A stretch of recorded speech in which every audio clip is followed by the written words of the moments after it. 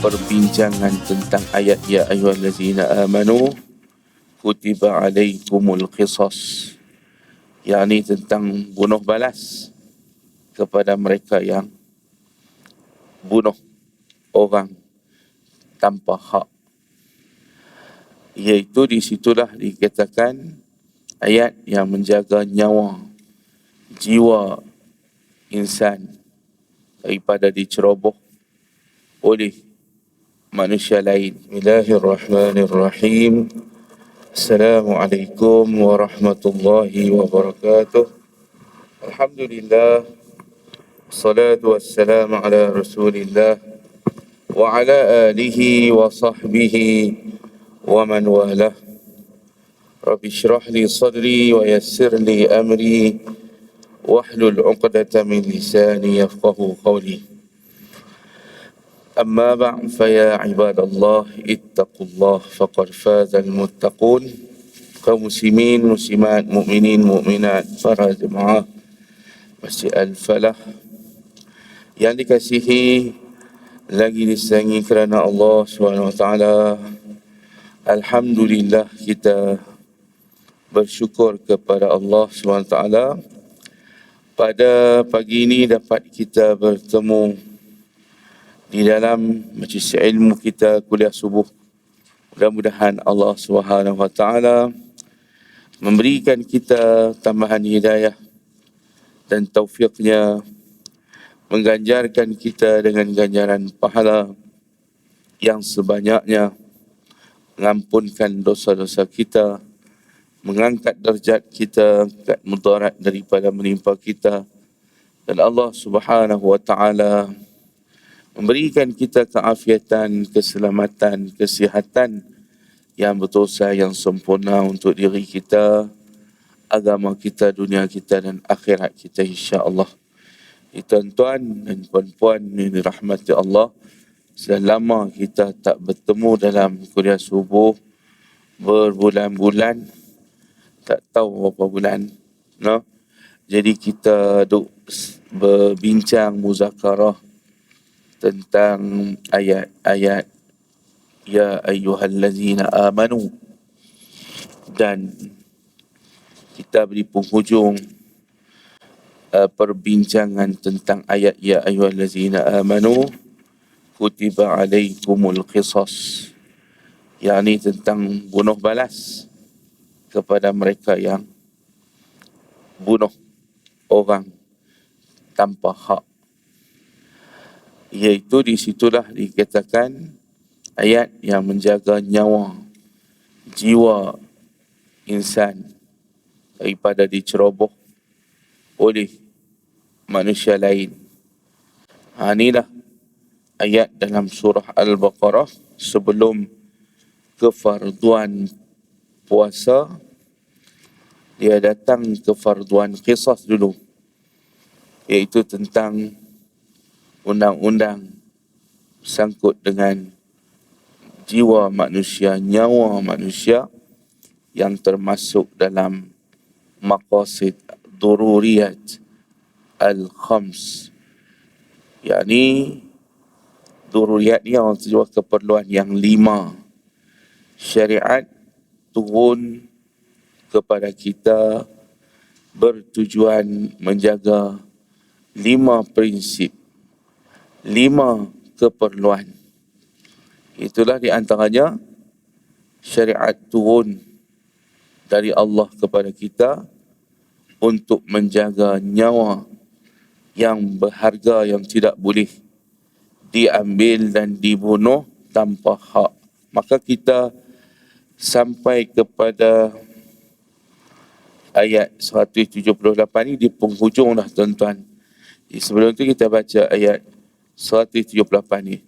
A'udzu billahi minasyaitonir rajim. Ya ayyuhallazina amanu kutiba alaikumul qisasu fil qatla al-hurru bil-hurri wal-'abdu bil-'abdi wal-unsa bil-unsa فمن عفي له من أخيه شيء فاتباع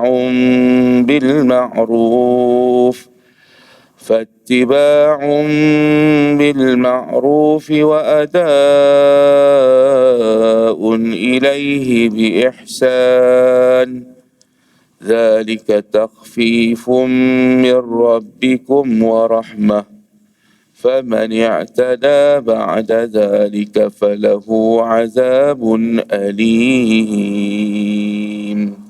Sadaqallahul Azim. Yang beri maksud, wahai orang-orang yang beriman, diwajibkan atas kamu qisas berkenaan dengan orang-orang yang dibunuh, orang merdeka dengan orang merdeka, hamba dengan hamba, dan wanita dengan wanita.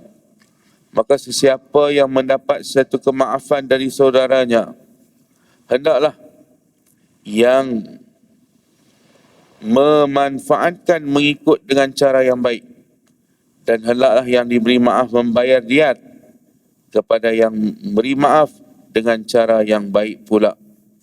Yang demikian itu adalah suatu keringanan dari Tuhan kamu dan suatu rahmat. Siapa yang melampaui batas setelah itu, maka baginya siksa yang amat pedih. Tuan-tuan dan puan-puan yang dirahmati Allah, itulah maksud ayat berkaitan dengan qisas, yang mana Allah sebut satu-satu, iaitu hamba dengan hamba, merdeka dengan merdeka, wanita dengan wanita. Tak timbul soal tukar ganti yang buat jenayah perempuan bunuh. Jadi dia kata orang perempuan tak boleh dibunuh balas, ganti dengan orang lain. Tak. Allah kata siapa yang buat, dialah yang dibunuh balas tu. Kalau yang buat itu orang lelaki ke, orang merdeka ke, orang hamba ke, yang buat sabit kesalahan dia yang bunuh, maka dia itulah yang kena bunuh balas, bukan boleh diganti oleh orang lain. Maka tuan-tuan, yang ketiga yang kita nak bincang di penghujung ini tentang beberapa pandangan fuqaha berkenaan perbezaan pandangan fuqaha sekelompok individu yang sama-sama membunuh seorang individu, harus dibunuh semuanya ataupun tidak.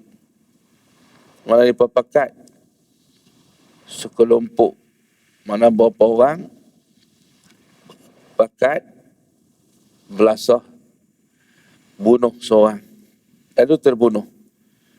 Jadi nak bunuh balas balik ni, semua hak terlibat sekelompok tu ke, ataupun siapa yang akhir yang menyebabkan kematian.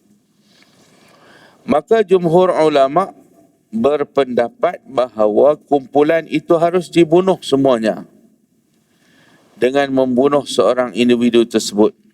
Itu sebetulnya jumhur, mana majoriti ulama berpandangan semua yang terlibat, sekumpulan yang datang belasah orang sampai mati, kumpulan tu disabit kesalahan mereka semua tu, ulama jumhur kata kena bunuh balas balik. Tangkap semua, bunuh balas balik. Tu jumhur, makna majoriti ulama berpandangan sedemikian.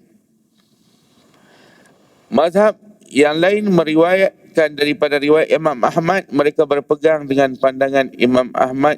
Hadis riwayat Imam Ahmad menyatakan bahawa individu yang berkelompok itu tidak harus dibunuh semuanya. Dalil yang digunakan oleh jumhur ulama yang kata kena bunuh semua, dalilnya ialah bila sekumpulan terlibat sama-sama bekerjasama membunuh seorang, maka sekumpulan itu dibunuh balas. Menurut pandangan jumhur, berdalilkan kepada riwayat yang berasal daripada Umar bin Al-Khattab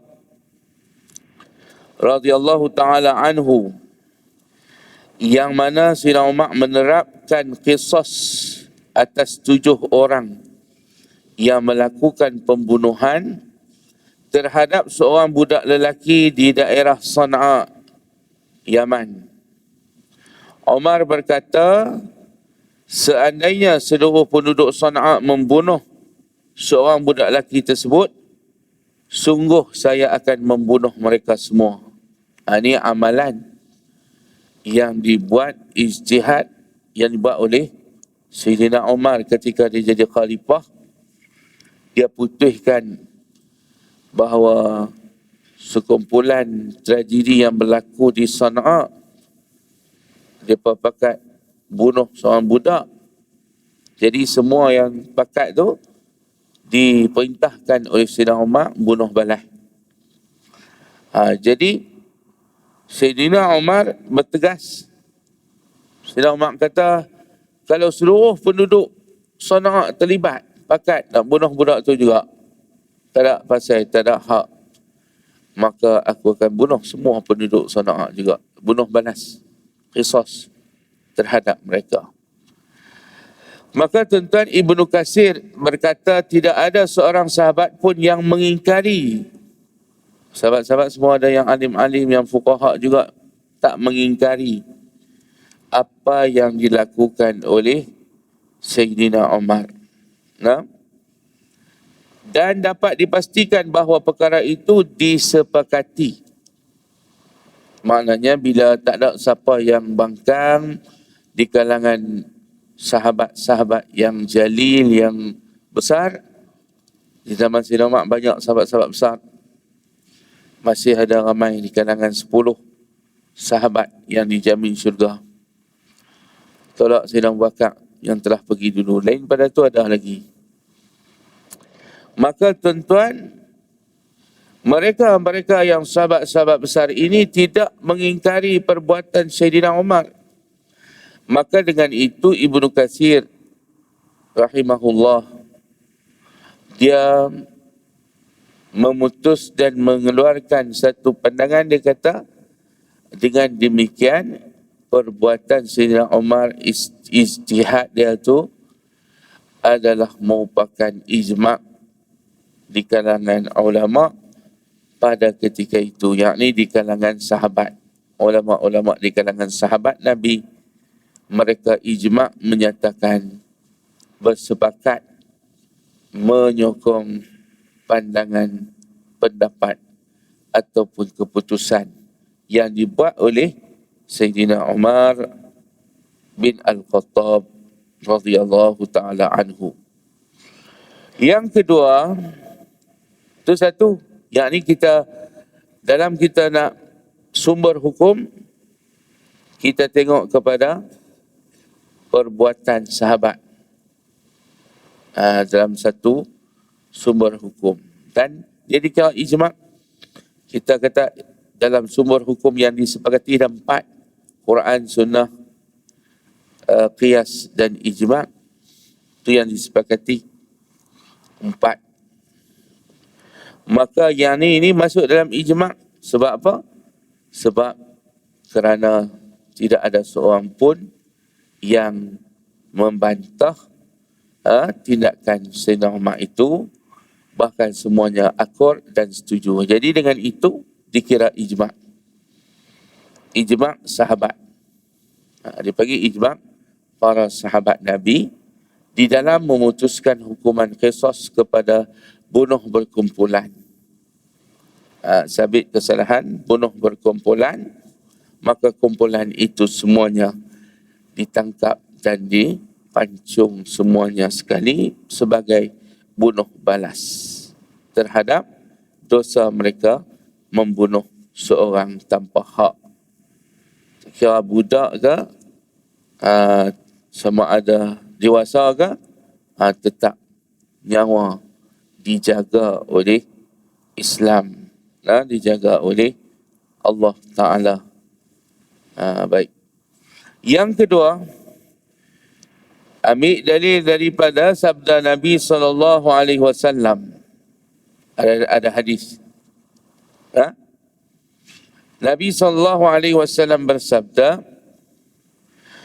Yang maksudnya, seandainya penghuni langit dan bumi bersekutu untuk menumpahkan darah seorang mukmin, maka Allah Subhanahu Wa Taala akan melemparkan mereka semua ke neraka. Itu ada hadis. Bersekutu, bersyarikat, berpakat. Seandainya penghuni langit, penghuni bumi berpakat untuk menumpahkan darah seorang mukmin, maka Allah Ta'ala akan melemparkan mereka semua ke neraka. Jadi itu dalil lah.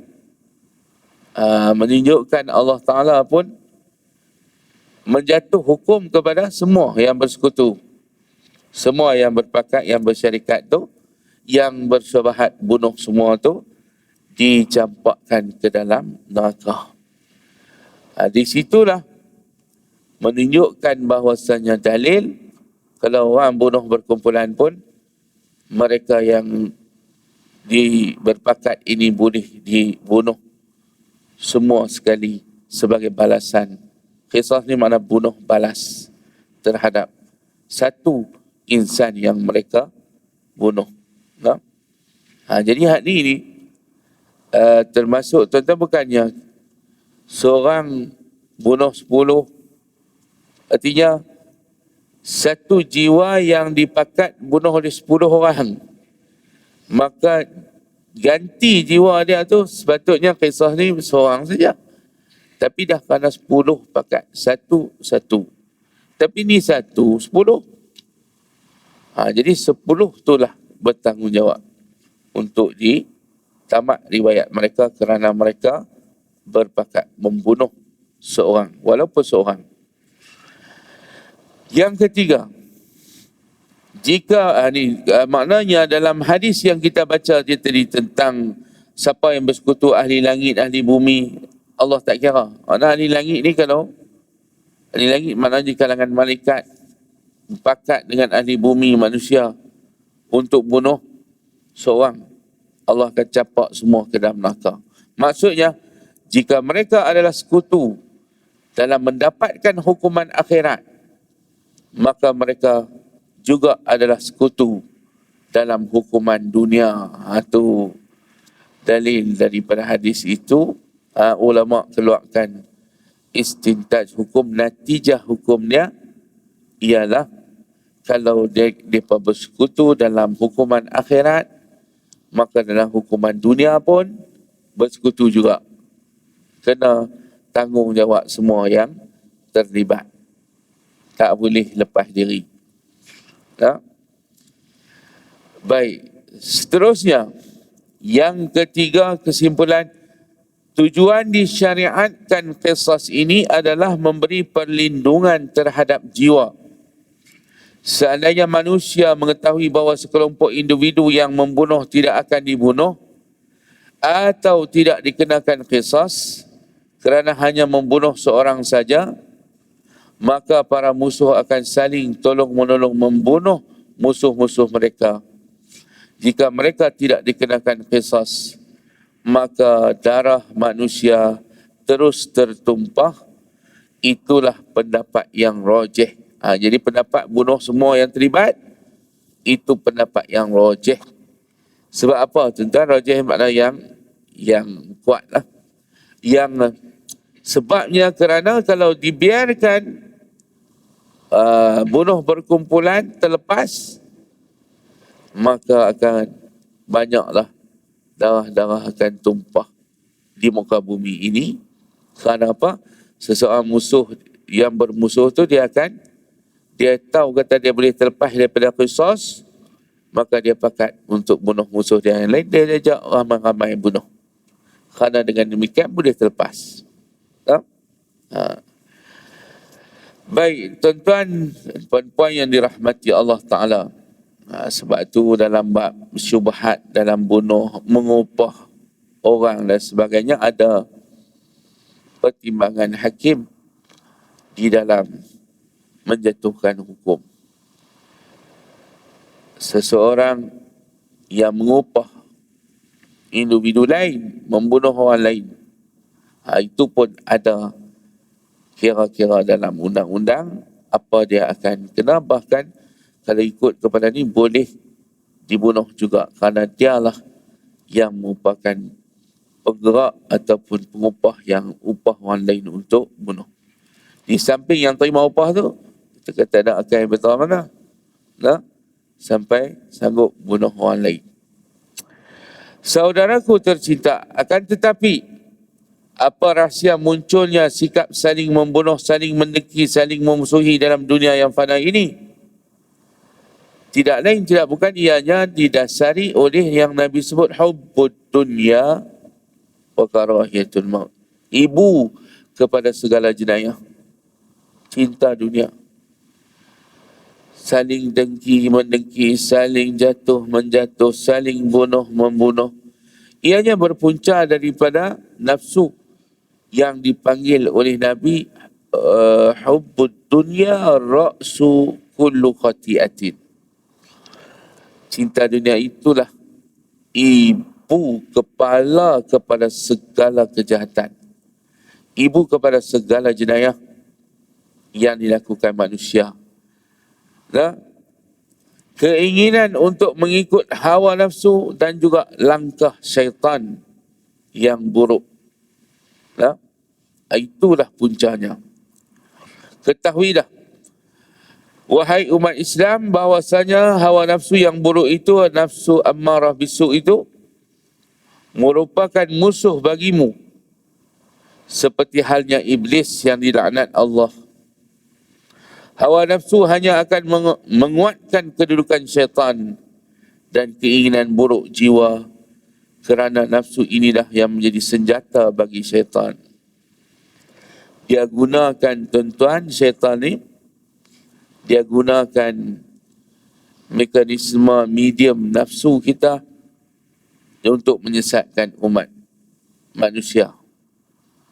Allah Subhanahu wa taala berfirman, "Wa ma ubarri'u nafsi, inna an-nafsa la'ammaratun bisu' illa ma rahima rabbi, inna rabbi ghafurur rahim." Surah Yusuf. Cerita Nabi Yusuf, cerita yang lengkap dalam Quran. Ahsanal qasas. Allah sebut surah Yusuf adalah ahsanal qasas, cerita yang terbaik yang Allah Ta'ala bawa dalam Al-Quran, kisah Nabi Yusuf. Dan Nabi Yusuf berkata, Allah Ta'ala sebut dalam Quran, Allah quote perkataan dia. Dia kata, dan tiadalah aku berani membersihkan diriku. Sesungguhnya nafsu manusia itu sangat menyuruh melakukan kejahatan, kecuali orang-orang yang telah diberi rahmat oleh Tuhanku, maka terselamatlah dia dari hasutan nafsu itu. Sesungguhnya Tuhanku Maha Pengampun lagi Maha Mengasihani. Hari dia puji Allah Ta'ala sebab dia berjaya melalui satu ujian nafsu, yakni dia ajak zina oleh mak angkat dia lah ya. Yang ambil dia belah tuan perempuan, nah, yang ahli tafsir ada yang menamakannya sebagai Zulaikha. Ada yang tak buh nama, dia panggil Imra'ah Aziz, perempuan Aziz. Dan Imra'ah ni dia tak panggil Zaujah lah. Quran tak sebut Zaujah Aziz. Ulama tafsir ada menyatakan sebab apa dinamakan perempuan Aziz, tak dinamakan Zaujah Aziz. Sebabnya istilah Arab Zaujah ini untuk yang keluar anak. Kalau menikah tak keluar anak dipanggil Imra'ah. Kalau menikah dapat anak baru dipanggil Zaujah. Itu tafsir ulama. Pasal apa dinamakan Imra'atu Aziz? tak dinamakan zaujah aziz. Dan perkataan imra'ah ini merujuk kepada mereka yang tidak berkahwin, yang tidak dapat anak, maka perempuan itu dipanggil sebagai perempuan aziz, perempuan kepada aziz. Nah, dia tak panggil zaujah kepada aziz. Dalam surah At-Tahrim cerita tentang perempuan Fir'aun dan juga isteri Nabi Nuh dan Lut ada disebutkan juga di dalam surah Tahrim. Baik, tuan-tuan dan puan-puan yang dirahmati Allah, bila dalam surah Yusuf inilah diambil sebagai nafsu itu yang paling teruk ialah nafsu yang menyuruh kepada kebaikan, kejahatan yang mana dituruti oleh insan itu. Kalau tidak dituruti macam Nabi Yusuf, dia tak ikut, dia lawan balik, maka itu adalah orang-orang yang mendapat rahmat daripada Allah. Ulama tafsir kata dia pun ada keinginan dah, nafsu. Dia pun kata dia bukannya malaikat, dia pun ada. Tapi Tuhan jaga dia, tak jadi berlaku zina itu. 7 lapis pintu, tutup, kunci semua. Pendek kata tak ada siapa boleh tahu lah. Suasana yang aman daripada dinampak oleh orang. Tapi kerana takut kepada Allah, maka tuan-tuan, dia lari buka satu demi satu pintu, sampai pintu yang akhir tu berdiri laki Zulaikha tu. Buka-buka, tengok laki Zulaikha ada depan. Nah, maka tuan-tuan bersenjatakan air mata, dia pun cuba mengalih tuduhan kepada Yusuf. Dia yang kata Yusuf, Allah ilhamkan seorang sadiq di kalangan yang duduk dalam istana tu, tengok baju koyak sebelah mana. Koyak sebelah belakang, perempuan tu lah salah. Kalau koyak belah depan, Yusuf lah yang salah. Tengok-tengok baju koyak sebelah belakang.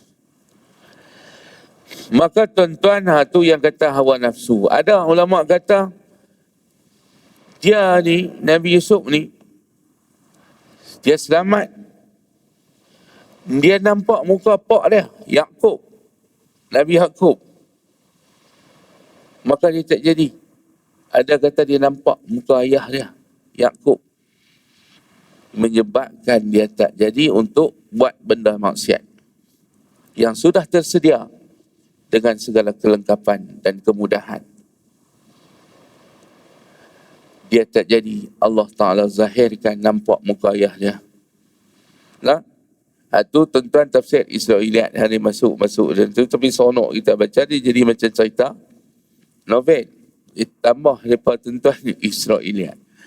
Tapi yang Allah sebut itu dalam Quran yang tu saja. Dia dirahmati oleh Allah, maka dia selamat. Macam mana Allah buat nak selamat dia? Itulah yang ditambah dengan kata nampak muka ayah dan sebagainya. Ayah dia Yaqub ni seorang yang doa kuat untuk anak-anak. Dia nak tengok anak-anak dia bersatu. Dan Allah akhirnya terima doa dia. Kan mereka ni duk dengki hasad kepada Yusuf sampai buang Yusuf dalam telaga. Itu dikatakan cinta dunia tadi punca adik-beradik Nabi, anak Nabi sendiri, nak Nabi Yaqub. Dia pun sanggup buat ke adik dia Yusuf. Siapa? Kerana cinta dunia, tak ingat bahawasanya adanya akhirat.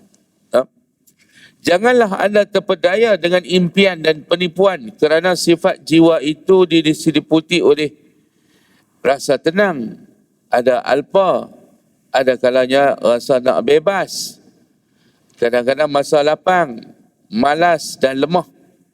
Tinggallah semua sifat itu kerana semuanya merupakan tipu daya. Rasa-rasa kita yang ada dalam diri kita. Rasa nak rehat, rasa nak senang, rasa nak lenang, nak mewah. Itu yang sanggup bunuh orang apa semua tu. Kerana nak rasa kemewahan, nak kekayaan, nak apa semua, nak lebih pada orang.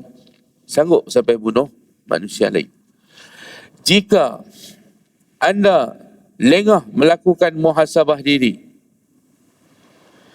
jika anda merelakan dan menurut keinginan nafsu tersebut, sebab tu nafsu ni dia tak boleh ikut arus, kita kena tongkah arus. Dia ajak berikut tu, kita kena berikut ni, baru jaya. Maka anda akan tenggelam. Jika anda ikut arus dia, anda akan tenggelam. Jika anda lemah memeranginya dan mengikut hawa nafsu, maka nafsu itu akan membawa anda ke neraka. Sebab itulah Allah hantar Nabi kita Muhammad SAW untuk tunjuk, untuk beri teladan. Laqad kana lakum fi rasulillahi uswatun hasanah, teladan, khudwah, uswah di dalam mengawal, manage nafsu. Bagaimana Nabi atok kita, ajak kita, saya tunduk kepada apa yang dibawa oleh Nabi. La yu'minu ahadukum hatta hawahu, sehinggalah dia menjadikan hawa nafsunya taba'an lima ji'tu bihi, ikut apa yang aku bawa. Jiwa kita, nafsu kita ikut apa yang Nabi bawa, itu ikut Quran dan Sunnah. Itu dia, bukan untuk dibunuh. Nafsu itu bukan untuk dicabut dan dihilangkan. Tapi nafsu yang ada pada diri kita ni untuk diuruskan supaya ikut apa yang dibawa oleh Nabi SAW. Itulah tujuan Allah hantar mai ke kita insan namanya Muhammad, yang mana dari segi fizikalnya sama macam manusia lain, tapi dari kesempurnaan menjaga nafsu, kesempurnaan mengurus nafsu, itulah manusia Muhammad sallallahu alaihi wasallam. Sampaikan nafsu Nabi ni, Ustaz, no? Sampai kepada tahap kamilah, mutakamilah. Dia mula dengan nafsu amarah bisu, kemudian nafsu lawamah, la uqsimu biyaumil qiyamah wa la uqsimu bin nafsil lawamah. Lepas tu nafsu mulhamah, lepas tu nafsu mutmainah. Tempat ni pun berjaya dah kita kalau boleh manage nafsu kita sampai kepada tahap mutmainah. Ini tentang mutmainah, tahap yang keempat. Memula dengan nafsu amarah, nafsu bisu, lepas tu naik sikit mulhamah, lawamah, lepas tu mulhamah, lepas tu baru mutmainah. Lepas mutmainah ni dia pergi kepada radiyah, mardiyah, kamilah. Siapa yang mencapai nafsu yang sempurna? Nabi. Itu yang Tuhan suruh kita tiru. Kita nak buat macam mana? Kadang dia mai ke hasad dengki, dia mai juga dalam hati tu jahat tu. Duk buat baik dah, dia mau nak ungkit balik. Duk buat baik dah, berasa macam dengan orang tak hargai, berasa macam give up, putus asa. Dia mai. Macam mana nak buat? Itu ditunjuk oleh Nabi SAW. Dia tak peduli semua tu. Dia menetapkan matlamatnya, berbulatkan matlamat kebaikan yang dia buat adalah semata-mata kerana Allah. Jadi tuan-tuan, hawa nafsu merupakan pangkal berbagai musibah pusatnya aib, simpanan iblis, tempat segala kejahatan, dan tiada seorang pun yang mengerti kecuali penciptanya, yakni Allah SWT. Itu yang kata nafsu. Tuan-tuan, dalam hadis ada cerita, dia rebus dia dalam neraka beberapa tahun. Bila Allah keluarkan, Allah tanya, hang siapa, aku siapa? Dia tetap jawab, hang, aku. Itu yang kata nafsu. Seharusnya manusia yang berakal segera bertaubat dari segala dosa, baik yang lalu maupun yang akan datang. Ali bin Abi Talib berkata, sesiapa yang berhasil menghimpun 6 sifat, maka akan mendapat tempat di syurga, iaitu siapa yang mengetahui Allah, mengenali Allah, lalu mentaatinya. Itu satu. Yang kedua, mengenali syaitan, lalu melawannya. Mengenali kebenaran, lalu mengikutinya. Mengenali kebatilan, lalu menjauhinya. Mengenali dunia, lalu menolaknya. Mengenali akhirat, lalu berusaha menggapainya. 6 ni ada pada kita, jaya kita sebagai hamba Allah. Jaya kita capai nafsu yang mutmainnah, insya-Allah. Apa dia? Kenal Allah, taat.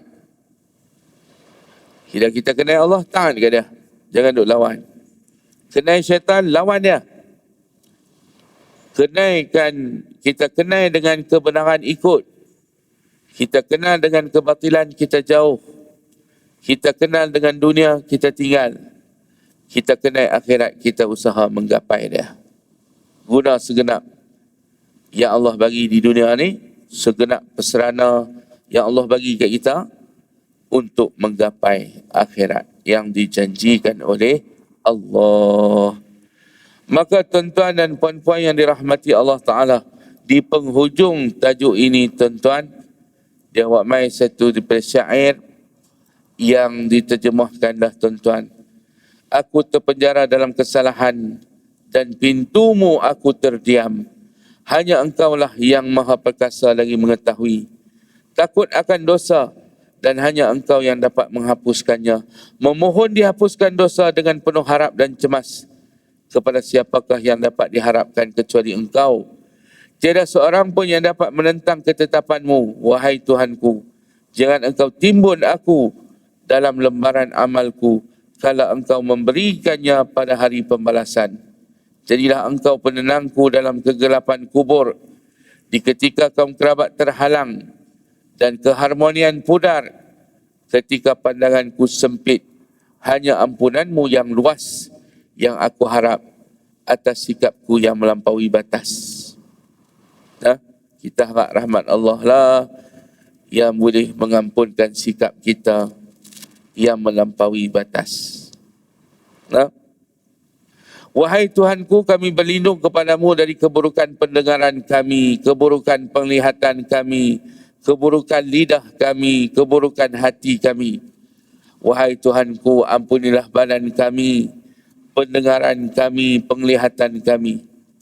Wahai Tuhan, kami berlindung kepadamu dari lenyapnya nikmat yang Engkau berikan dan dari siksa-Mu yang datang secara tiba-tiba.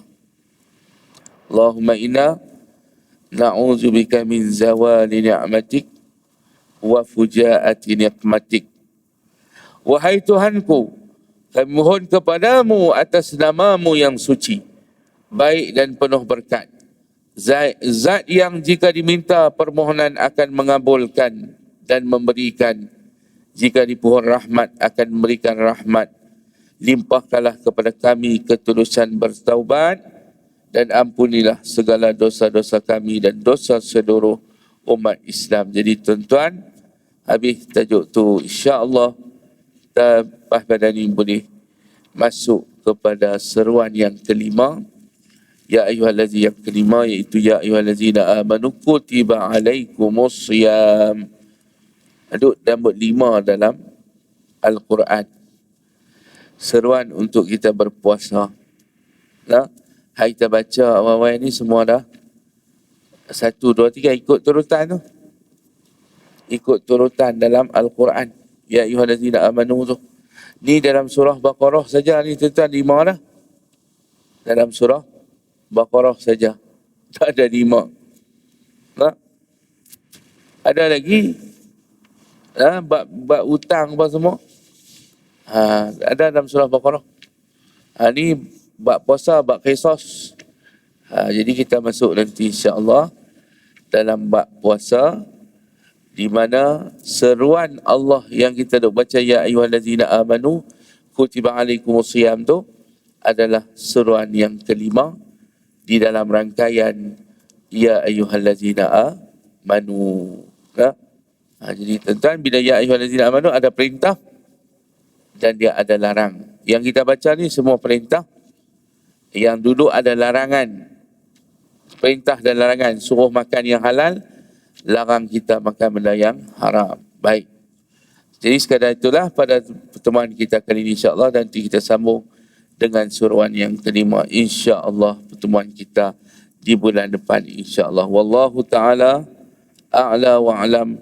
Assalamualaikum warahmatullahi wabarakatuh.